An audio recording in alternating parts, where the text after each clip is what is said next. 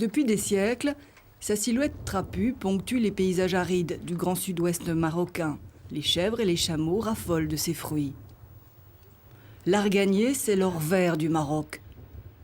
On en tire l'huile d'argane. Cet arbre joue un rôle essentiel pour l'équilibre écologique de la région et constitue un atout de poids pour le développement durable des zones rurales. Or, en moins d'un siècle, plus du tiers de l'arganeraie a disparu. Dans les années 20 000 hectares de forêt ont disparu pour approvisionner en chauffage Casablanca, Safi et Marrakech. Aujourd'hui, de l'arganeraie ne subsiste que 20 millions d'arbres sur 830 000 hectares. En 1999, l'UNESCO a classé l'arganier comme patrimoine mondial.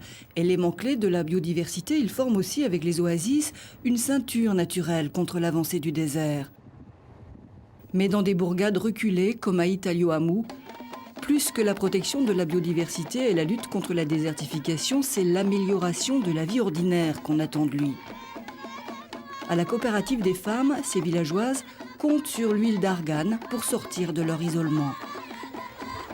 Khadija préside la coopérative. Elle veille à ce que tout le monde respecte les règles d'hygiène à la lettre. Cette coopérative de femmes est toute récente et les Marocaines doivent apprendre à travailler ensemble. Avant la création de la coopérative, produire de l'huile d'argane, c'était beaucoup plus pénible et difficile pour nous les femmes. Chaque femme devait trouver ses propres clients sur le souk hebdomadaire. Ce n'est plus nécessaire maintenant. Maintenant, on travaille ensemble dans des locaux qui nous appartiennent à nous toutes. C'est une expérience nouvelle pour nous.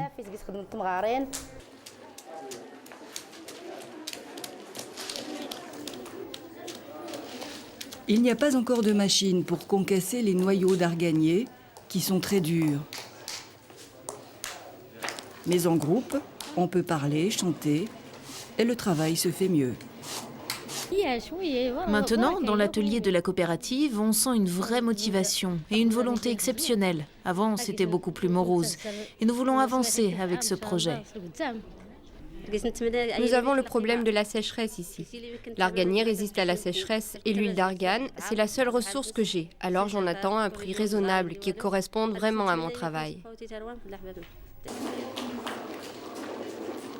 La coopérative fait partie du projet Arganier, un projet de développement qui vise notamment à améliorer les revenus des femmes et leur statut social. Maintenant, elles commencent à jouer un rôle important dans la vie économique de la région. Avant, ni l'huile d'argane ni les femmes n'avaient de valeur. Maintenant, les deux sont valorisés et estimés. Et maintenant, avec notre coopérative, nous sommes fiers de dégager un revenu important.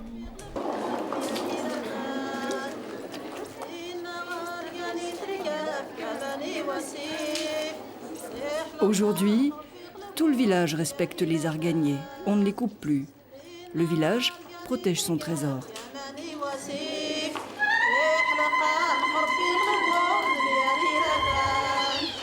Mais les coopératives ne sont pas que des affaires de femmes.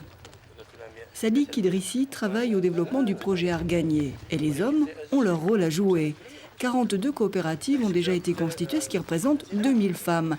Et l'objectif de Sadiq pour l'année prochaine, c'est de doubler les chiffres des adhérentes. Cofinancé par l'État marocain et l'Union européenne, ce projet de 12 millions d'euros veut étoffer le réseau coopératif. Comme ici, à Taroudan.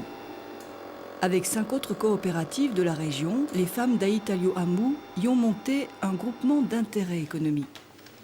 Pour l'extraction semi-automatisée, l'embouteillage, la conquête des marchés étrangers, mieux vaut avancer ensemble.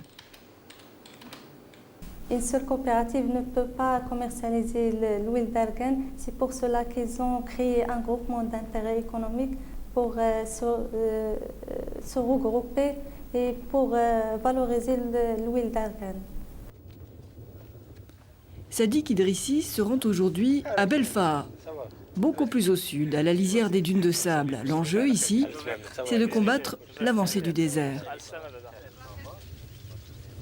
Les cultures intensives consomment 8000 tonnes d'eau à l'hectare chaque année. Les pousses d'arganier seulement 30 tonnes. Une différence de poids dans un pays où la nappe phréatique baisse d'1 mètre chaque année. Nous avons la nappe qui descend jusqu'à une profondeur de 250 mètres. Aussi, nous avons l'avancement du sable de l'autre côté. Et bien évidemment, nous avons des cultures d'arganier peu consommatrices en eau par rapport aux cultures intensives. Ici, à Taxbit, une association locale s'occupe d'une toute nouvelle plantation de 42 hectares. Les gens du village ont été difficiles à mobiliser, raconte le président de l'association. Mais avec les sécheresses à répétition, leur avis a changé.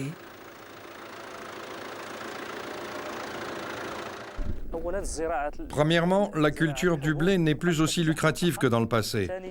Deuxièmement, l'apport financier que draine la culture de l'arganier est bien plus important. C'est pour cela que nous essayons de convaincre les gens de planter des arganiers.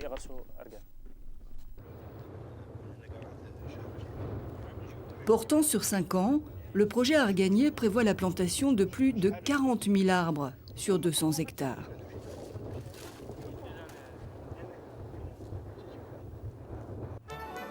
À des kilomètres de là, sur un autre continent, l'aventure de l'argane continue. Nous sommes à Montpellier. Le département de l'Hérault finance la plantation de plusieurs milliers d'arganiers au Maroc. Mais des initiatives privées s'y sont développées aussi. Patrick Costi importe l'huile d'argane directement du Maroc. Les Européennes en raffolent. Riche en vitamineux, elle calme les rhumatismes, l'arthrose, soigne la peau, agit contre le cholestérol.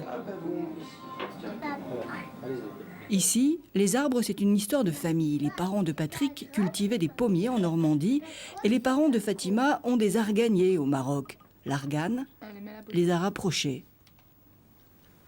Vite, vite, ça coule. Mange. Je me suis décidée à faire une société. J'ai investi dans une presse. J'ai créé une société au Maroc dans un premier temps pour développer le marché. Et ensuite...